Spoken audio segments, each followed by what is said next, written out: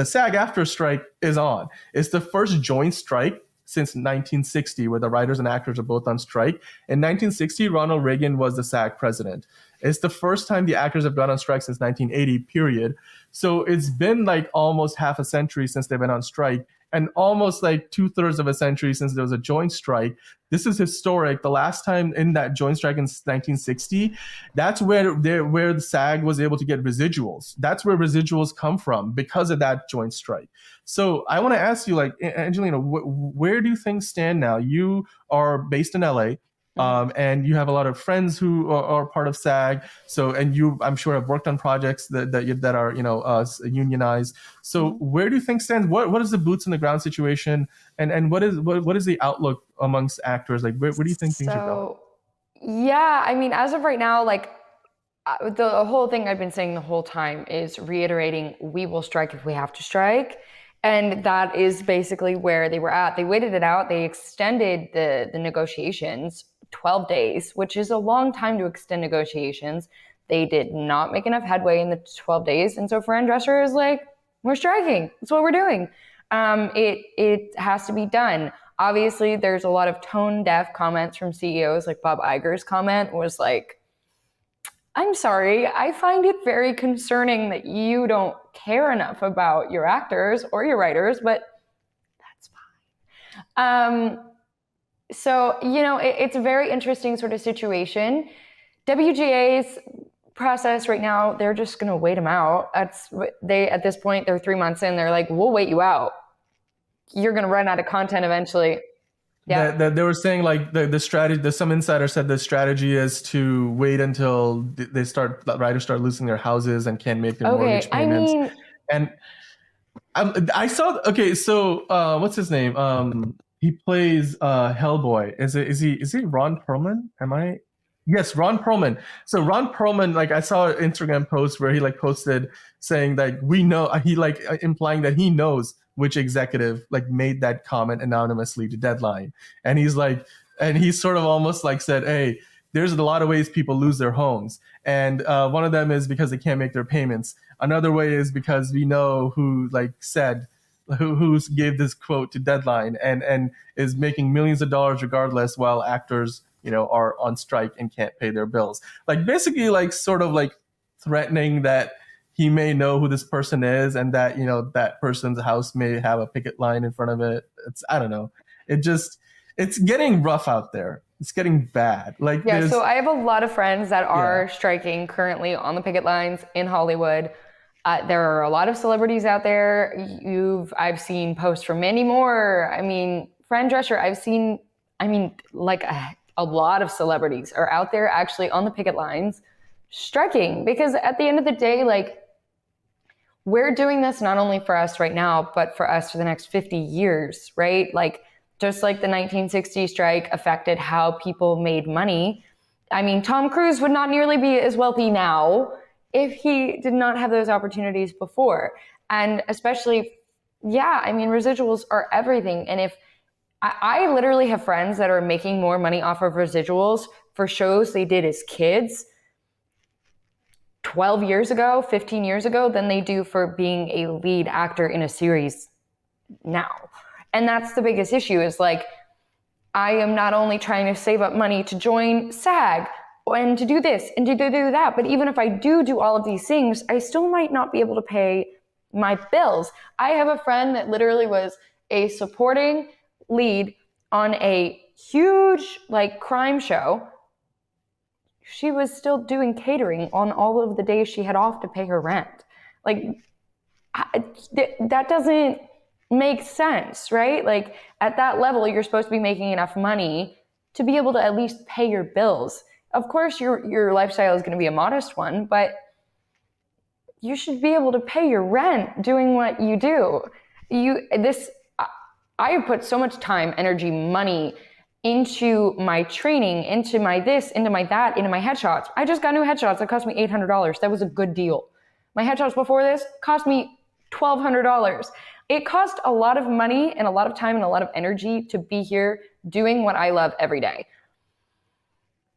To get across that threshold and be booking work and still not be able to pay my rent that's a problem. That's a problem. So it's at a point right now where it's like, we're doing what we got to do, and we try to negotiate, and it is what it is, and we're going to take it as far as we need to go. I don't know when this ends. WGA is 3 months in. I think SAG is going to add more fuel to the fire, and it's either going to push people to wait longer or to finally get CEOs to turn around and hear the music. You know what I mean?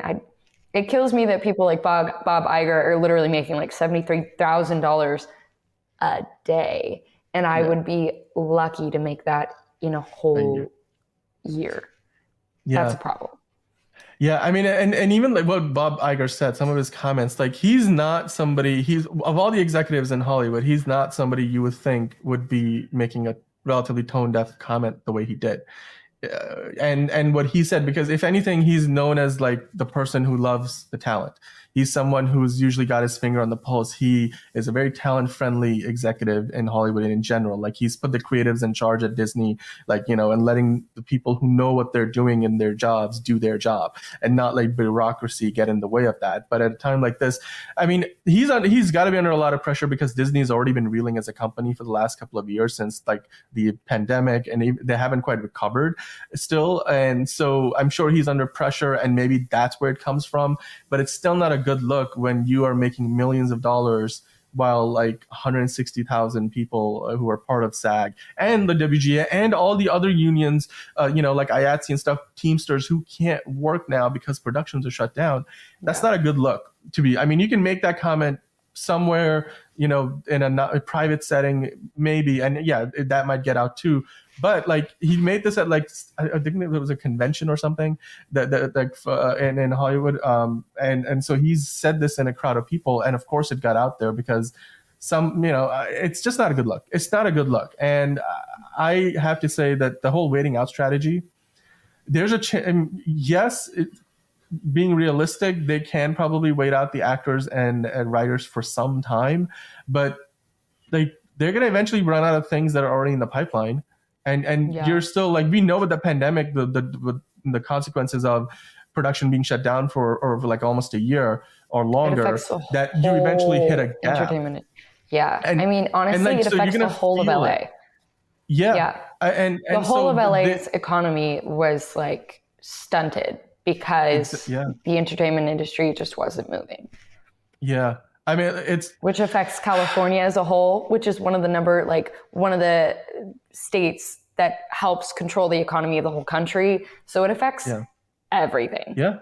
I mean, and even like production in Vancouver, production in Louisiana, production in Atlanta, production in like Northeast New York, Boston, like all these other areas where you have like, you know, in Chicago, like all, because SAG is like, they're all like MPTP, their signatories, then shows and movies are being filmed all over the place, even shoots like internationally. If it's a SAG, you know, unionized shoot, they can't do anything. Like Deadpool 3 stopped filming. And like SAG is even putting out sort of notes like, hey, non-union actors, if you work with any of these companies that we are on the list that you can't work with, you will never be able to join SAG. So SAG is covering all their bases, because I'm sure these people are like, well, we'll just get non-union to do it. And me as a SAG-E actor, there's no way in hell I will do that. I'm not going to risk the rest of my future just because you want to use me to try to like not pay the rest. No, absolutely not. And I don't know totally many non-union actors that would agree to do that. I'm literally, if my agent sends me out on something, I will tell him no. Because there's a list. SAG put out a list. You can work with these people. You cannot work with these people. There is a compacted SAG list. If you go to their Instagram, their website, they have a list of people that you can and cannot work with during this time. I will adhere to it. I don't know any other actor that wouldn't. And that's just what it is. Yeah.